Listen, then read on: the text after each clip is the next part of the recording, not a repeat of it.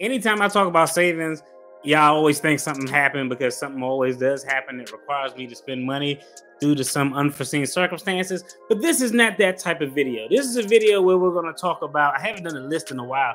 We're going to talk about the five most important things when it comes to saving. Now, hey, saving is a very hard thing to do. I mean, let's just think about it. Name one thing that you've done, and the very first time that you've done it, you were great at it. Riding a bike?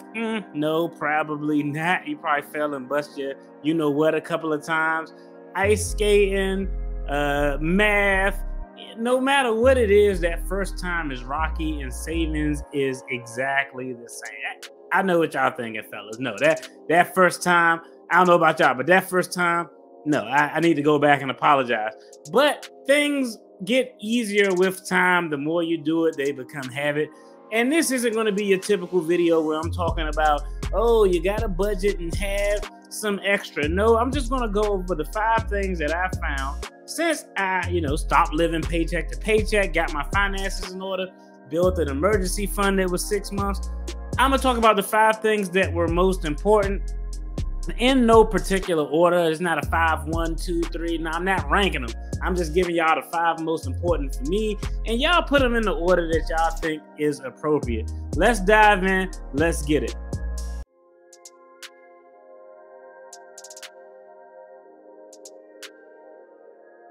Number 5 is segregation.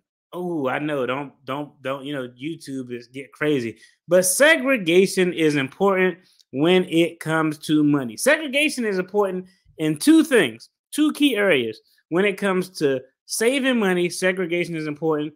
And when it comes to Thanksgiving dinner, certain foods have to be segregated because I don't want my collard green juice getting on my cornbread or on my Hawaiian rolls. That just ruins everything.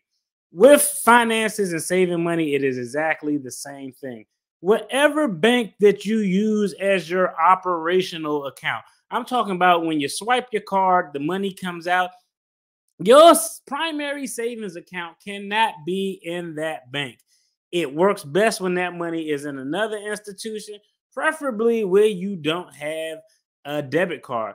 I'll tell you, our savings account is not in our primary financial institution. We got it in a separate financial institution. We don't have debit cards to it. And in order to move money around, we actually got to do a transfer from this account to that account, and it typically take 2 days to process. But segregation is good because when it's out of sight, it's out of mind. It's over there. When you log in to pay the bills, you don't see this wad of cash growing right there, and it helps your ability just to not focus on it, not think about it. Out of sight, out of mind. If you don't see it, you won't spend it on BS. But if you know it's over there, you'll get it when an emergency comes. The second thing is consistency. Okay, it goes back to the first thing I said. Name one thing that you did the very first time you were great at it. Probably nothing, unless, you were just like some super gifted kid, but probably nothing. But with consistency, doing the same steps over and over, you get better at it. So in order to make your savings work, you have to automate it. When you automate your savings, it's just consistent. Do not rely on yourself to get paid. And then once you get paid, say, I'm going to transfer money from account A to account B and not touch it. That's probably going to be a recipe for disaster. Now, some people can do that because some people have super discipline. Remember, this list is the 5 things that help me save emergency fund and save for the things that we want to purchase. So consistency is key. It's always easy to put it on autopilot. When you put it on autopilot, I can't even talk.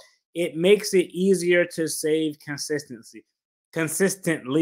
Now, the best thing that I found is to have a draft come directly out of your paycheck. So before that money even hits your account, which is probably your operating account where you're paying bills out of, you already have a certain amount going into savings in some other institution that you don't have a card for. That's the best way to do it. And honestly, that is the way that I accidentally saved about $15,000. Well, DFD, how the hell you accidentally save $15,000?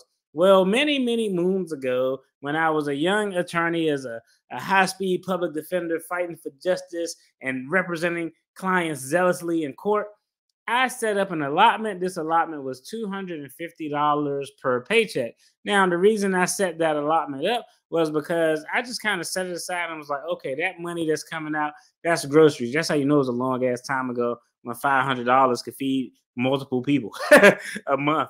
But that was kind of the grocery money that we had, and we just kind of set that aside just to spend out of that one particular account. Why we did it, I have no clue. Fast forward down the road, multiple jobs, I always set up that allotment. But you know what happened? Because that allotment came directly out of my paycheck and that money never hit my operating account that I was purchasing and making purchase for, bills were coming out of. I honestly forgot about that money over there. I never used the card. I think I lost my card, so I canceled it. My wife just stopped using it, and one day we looked over there and we were like, "Damn, we were saving $500 a month for like a year and a half," and it just kind of grew. And we said, "You know what? Let's not even touch that money over there. Let's just indefinitely have that money on autopilot to stack up our emergency fund. And once we get our emergency fund where we want it, we'll use that money on autopilot if we want to purchase something else. Now we can always add to it, but we'll never take away from it. And again, it was consistent. It was done every 2 weeks like clockwork for 2, 3 years. Next thing you know, that amount grew. And it is what it is. So consistency is definitely key. The next thing is picking them out. Pick any amount.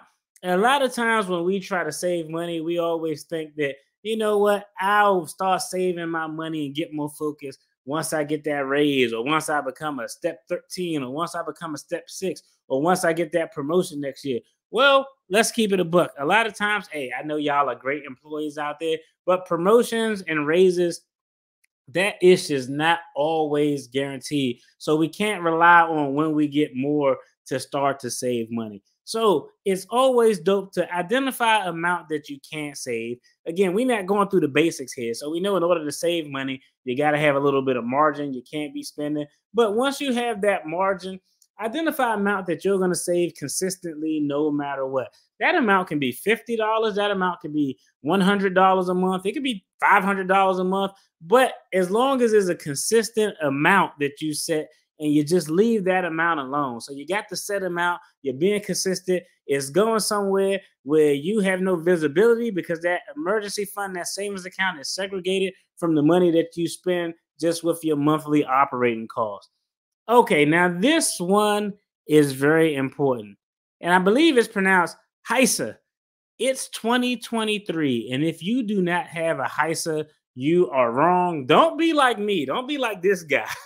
Look at his face. Don't be like this guy, DFD. I took my time getting a HISA. What the hell is a HISA, DFD? A HISA is a high yield savings account. Now, I did a video some months ago when I was talking about saving or an emergency fund or something to do with money and saving in emergencies and all of that stuff. And one thing where I lost a lot of money, I didn't have my money in a high yield savings account. You know why I didn't have it in there? Because one, I never intended to save that much money in that account because honestly, we just kind of forgot about it because it was coming directly out of our check. I never really looked at my pay statements because I know the exact dollar amount that goes in. I may check it once every 6 months for consistency, but there's never really an error in anything like that. But that was a key thing. We had to move that money into a high yield savings account. Where we had that money at, we were making less than 1% interest. On about $15,000 over the course of a year, we made something crazy like $3.45. What did I do? Hey, I realized like, yo, we saved up a bag over here. Let's move it.